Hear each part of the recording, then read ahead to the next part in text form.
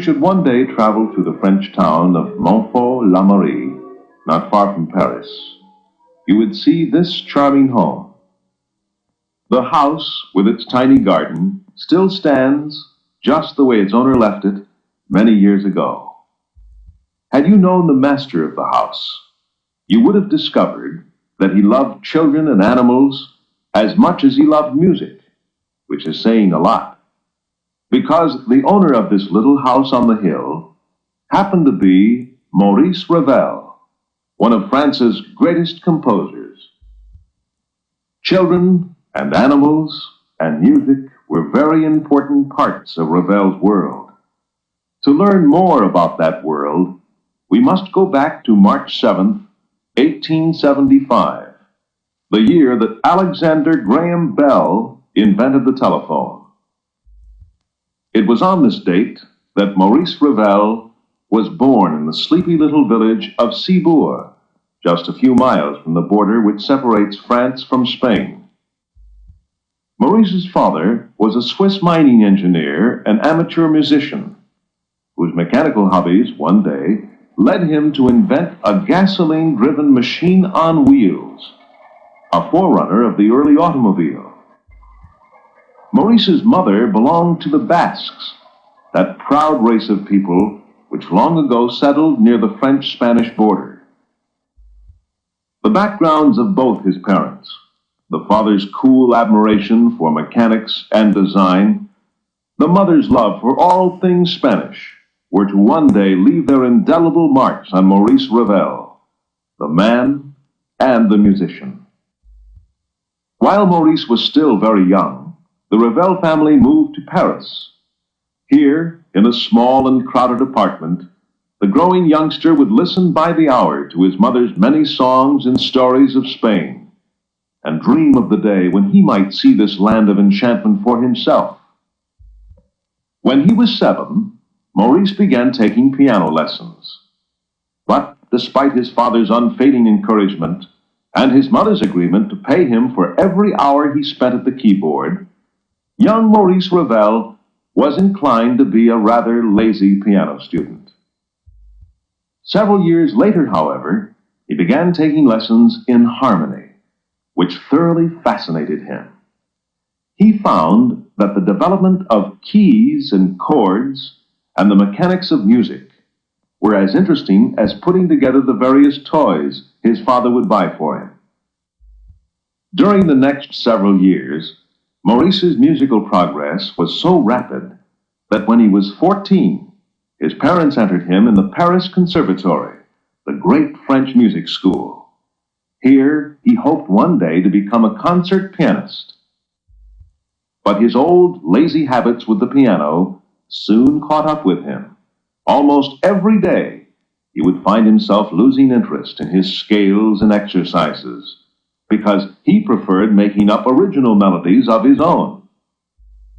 As the years went by, it became obvious that Maurice's talents lay more with composition than with the piano. So much so that by the time Ravel turned 20, he was able to write music with the skill and polish of a seasoned composer. Among his very first works was a piece he called Habanera. The composition seemed inspired by his mother's songs and stories of old Spain, and was as carefully constructed as a Swiss watch. Listen.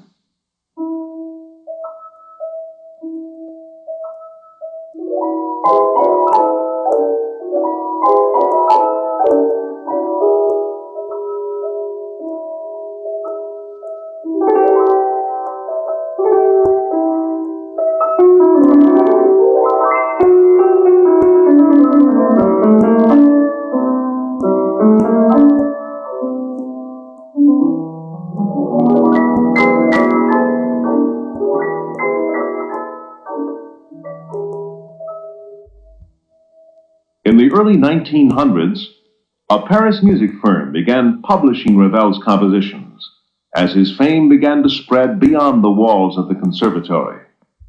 In 1901, then 26 years old and sporting a dignified mustache, Ravel applied for the Prix de Rome, or Roman Prize.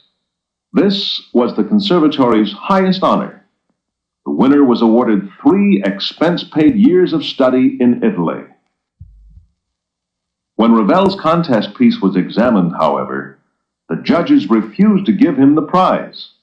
What was worse, they continued to withhold the honor from him for the next several years. Finally, the affair became front-page news. As Maurice and his friend Ricardo Vignes discussed it one day at the conservatory, "Come on, Maurice. The whole musical community is up in arms. Pamphlets are being passed around all over town, and now even the papers are rising to your defense. So why tug at your beard so gloomily?" "Because it is coming 12 months too late, Ricardo, don't you see? Next year, I will be too old to compete for the prize. Those are the rules." "Confound the rules, and confound the stupid judges. To deny you the prize after competing for it for 4 years in a row, you, the most promising of the new composers, why, all Paris cheers everything you publish." "I have noticed that being a published composer has impressed the judges about as much as my musical style has delighted them." "What do they know of style? Those bearded ancients will understand modern music the day the River Seine runs dry. You know what old Dubois says? All new music should reflect the past. Such incredible nonsense." "Nonsense it may be, Ricardo. But as long as Theodore Dubois remains director of this school, that ugly brand of dangerous musical rebel will stay on my back." "A rebel? How can Theodore Dubois call a musician with your scholastic record and your love of musical order and form a rebel?" "Because he has been wrapped up in his old-fashioned rules and regulations too long, I suppose." "Well, we have company. Come on in. The door's open." "Maurice, big news. Theodore Dubois has just turned in his resignation." "So, Dubois resigns. In my case, 12 months too late." In spite of his bitterness and disappointment over not winning the Prix de Rome, Maurice Ravel went on composing his own kind of music. In 1907, now with his conservatory days behind him, he wrote his first great work for orchestra. Once again, it was a composition which reflected his mother's songs and stories of old Spain, a highly colorful and exotic musical picture, entitled Rhapsodie Espagnole.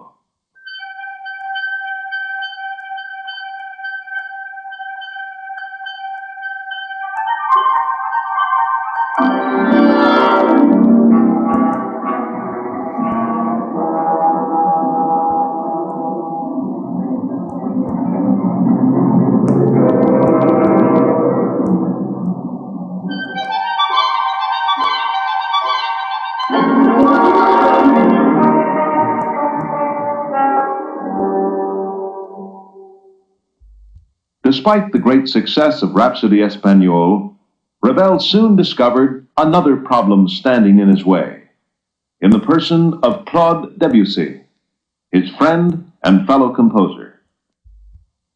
Several of France's most powerful music critics had decided that Ravel was copying Debussy's style, that hazy world of misty moods and daydreams known as Impressionism. Before long, all Paris was taking sides in the argument. "And I say your Maurice Ravel is nothing but a carbon copy. Debussy writes of Spain. Ravel writes of Spain. Debussy uses Oriental scales. Ravel uses Oriental scales. Nothing but copywork." You may be a respected music critic, sir, but you are also as deaf as the Eiffel Tower. Can you not see the differences between them? Debussy's Impressionism is deliberately formless, like a Parisian fog.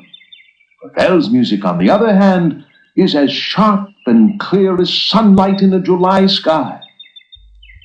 And why? Because he is a lover of precise form and design, this Maurice Ravel, just like his father, the engineer. And while your Claude Debussy paints musical moods all the while, Ravel presents clear-cut pictures. May I suggest, sir, that at your next concert, you remove the cotton from your ears? Despite the battle of words that swept around him, Ravel somehow managed to find time for visits with his closest friends, the Godebskis. Their children, Jean and Mimi, were two of Ravel's favorite people, for he loved children even more than he did his favorite Siamese cats. One day, Ravel presented Mimi and Jean with a piece of music he had tailored especially to their young skills. It was based on several of their favorite nursery rhymes, and is today known as the Mother Goose Suite.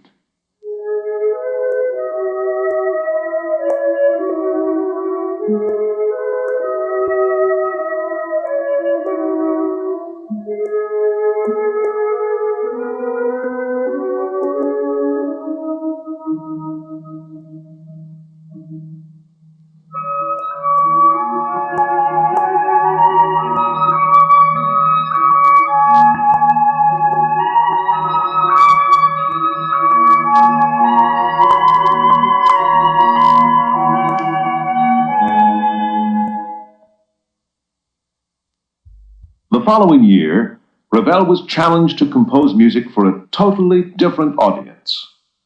The great Russian ballet had come to Paris and promptly commissioned him to create the score for a new ballet. It was to deal with ancient Greek mythology and was entitled Daphnis and Chloe.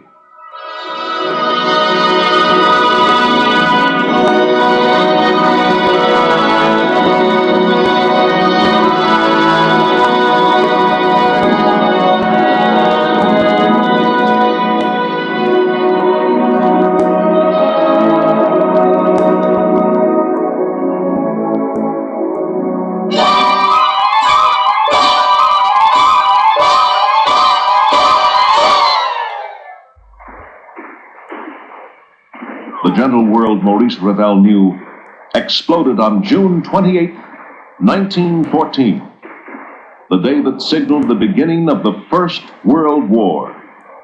The composer immediately volunteered for active duty and was eventually pressed into service as a truck driver. For army life, Ravel shaved off his fine beard and mustache, but he lost more than these as the war dragged on. His health went into a decline from which he suffered all the rest of his days. The composer's troubles multiplied toward the end of the war with the death of his beloved mother. Broken-hearted, he now had to force himself to return to his music. The next work Ravel composed was written against the bitter background of his wartime experiences. Entitled La Valse, the work presents at first a tantalizing, lovely picture of old Vienna.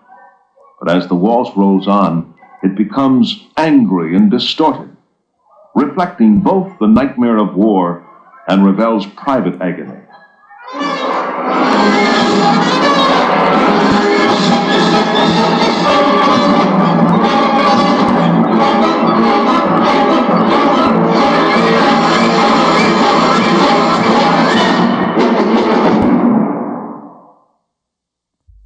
The composer's bitterness and grief began to slip away at last when, in 1922, he bought and decorated the first and only home of his own.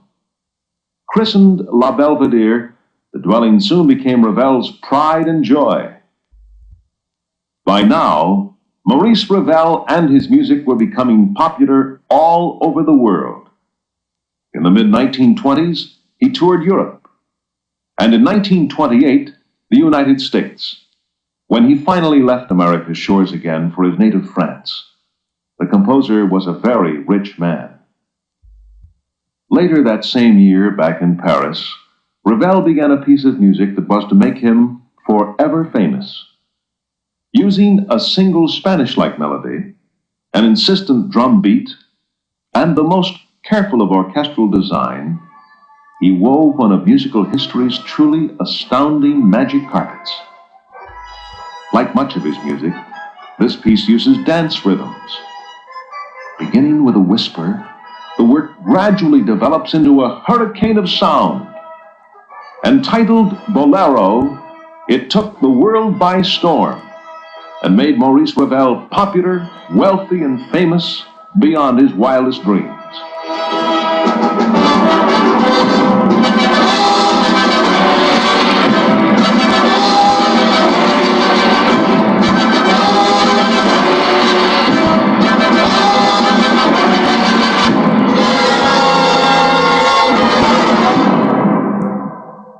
Then, tragedy struck.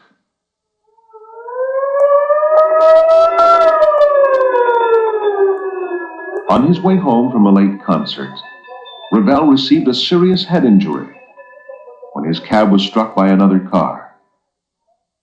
5 years later, after a long and heartbreaking illness, France's most famous living composer was dead at the age of 62. Since then, two things remain to remind us of his gentle genius. La Belvedere, his charming house on the hill, which can still be seen today, and his music, which can be heard everywhere. Music filled with the fanciful world of children, the rhythm of the dance, and the exciting sounds of the Spain so dear to his mother's heart. Maurice Ravel, shy, retiring designer of carefully constructed, precisely polished musical forms, he was one of France's foremost composers and the musical world's great architect of sound.